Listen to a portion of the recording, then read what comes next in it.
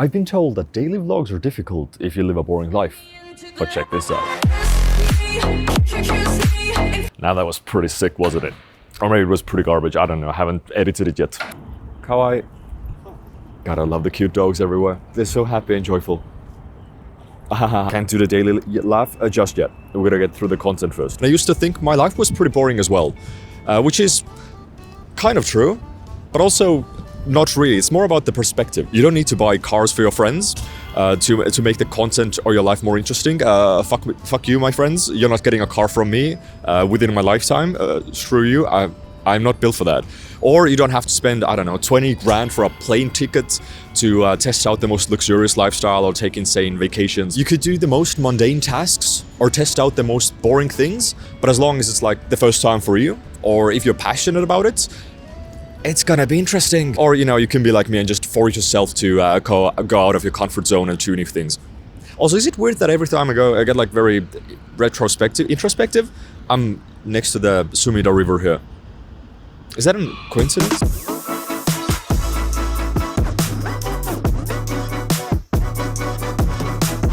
That there is a Baskin-Robbins. As a European, or most likely an Estonian, I've never had a Baskin-Robbins in my life. I only know it because of the memes of like, or I guess I know it only because of the Americans, because it's a big thing in America, and now in Japan.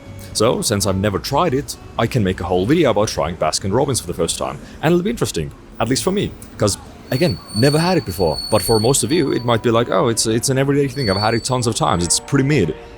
Is it though? Let's find out. Like, this is the street I cross like quite often, but look at these lampposts, they're so cute.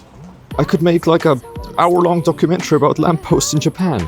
Because, I mean, that's the thing, like, depending on the city or district or prefecture you're in, the lampposts change. Like, some of them near Fuji have Mount Fuji on them. Or the last prefecture I went to, it had the Himalayas. It had the Alps of Japan on them. It's a very nice touch. Fuck, I thought he was real. I thought he was real, chat. One of the things I still don't like about Japan that much is the sun sets way too early. It just became 5 p.m. already getting dark. Kind of messes with my lifestyle where I wake up at noon and have to work and then do the vlog, but by the time I start the vlog, I have like 1 hour of the actual sunlight up. Yeah, sure, I can wake up earlier, but... Or the spoon indeed is microphone compatible. That's big. Props off of Baskin-Robbins. Most likely there are shops or stores near you that you've never gone to, never tried. And who knows, maybe they're the best things ever. Or maybe they will give you diarrhea. I don't know, it's a nice little challenge, you know, to figure out. And the same with festivals. You don't look twice at festivals that are happening nearby you because they happen every year. You can go there anytime you want. That also means you're missing out on the fun. And it doesn't have to take the entire day. It can take just an hour, 2 hours, 3 hours of your day. Most of the things I'm doing here, I could easily speedrun. But because I'm filming, they take much longer than they should. It's just about doing basic things that are new to you, or maybe looking at them at a deeper level. I guess at the end of the day, it's just about presentation and passion. There are so many YouTube videos that I watch that I just don't care about the subject at all, but because the video maker is so passionate about it, I've sticked around for like multiple hours of them explaining the inner workings of a Disneyland Epoch Center that I didn't even know existed before there was a video about it. Every city nearby you probably has like 1 or 2 interesting things. Like, they don't have to be that insane, but they could be like, oh, it holds a 300-year-old historic coin. As long as you dive deep into it, you can make it interesting. It's good ice cream. I like it. 7 out of 10. 8 out of 10? It's pretty good compared to normal Japanese ice cream that you can get at convenience stores or normal stores. Now we're getting into the self-help territory. Better help, more like Mudan, help me not think about anything while I eat breakfast, lunch, or dinner. Look, I'm not the biggest fan of gratitude journals. Like, I understand the basic concept behind it. If you write something down that's made you happy today, then you'll be happier overall, you show your gratitude, you enjoy the little things more often. But it just made me feel like I had to think of something at the end of the day, even if I wasn't feeling the most happy.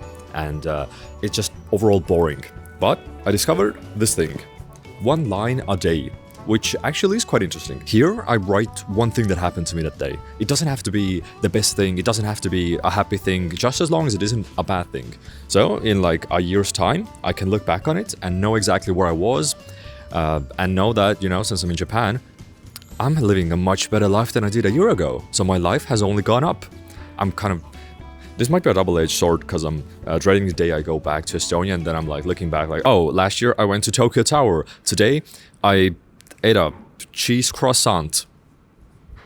But you know, it is what it is. It kind of makes me happy a bit on the inside that I'm writing something down, noting down the important thing that happened. Because it's hard to remember what you did like a year ago. If you ever did anything, it can feel like days blend into the same thing. But if you at least write down one thing, then, you know, you at least did one thing that day. Even if it was like, I don't know, finishing a project for Trash Taste, editing one video, going out, getting a coffee at a local coffee store, just something.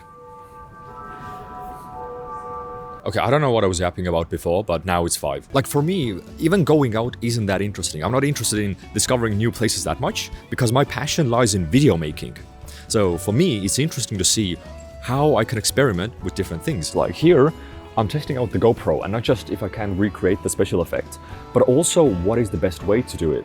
Like on the GoPro, there's a time warp thing, which is pretty good for like filming kind of like time lapses from far away.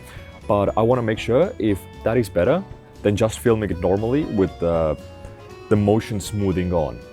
So that's something like new that I'm discovering today. So in this shot, I'm trying out analog HDR. The usual problem is with like lighting and stuff, if the background is too bright and I'm too dark, then one of us is going to be overexposed or underexposed, and you can't do both. But if the camera is static, I should be able to like mask the footage in a way where I can have both in the focus. But as of the current moment, I don't know if it's possible to have my cake and eat it too, because right now the background, as you can see, looks sick. I'm too dark, and with this, I look pretty good, but the background is literally unseeable. In this case, if I can find a good way to make this work, I can have a lot better backgrounds in no matter the light. Because with daily vlogging, the issue is I can't really come back or shoot stuff later. I can't make it all perfect, but I can use video editing to try and make it perfect. So I guess if there's anything to take away from all the yapping I did today, it's the fact that, you know, just do whatever makes you happy. Don't sweat about the big things. Don't look at other people's lives, just as long as you keep yourself entertained. And if you feel like you're in a rut, do something. Doesn't matter what it is. Just go out and have fun. All right, see you tomorrow. Bye-bye.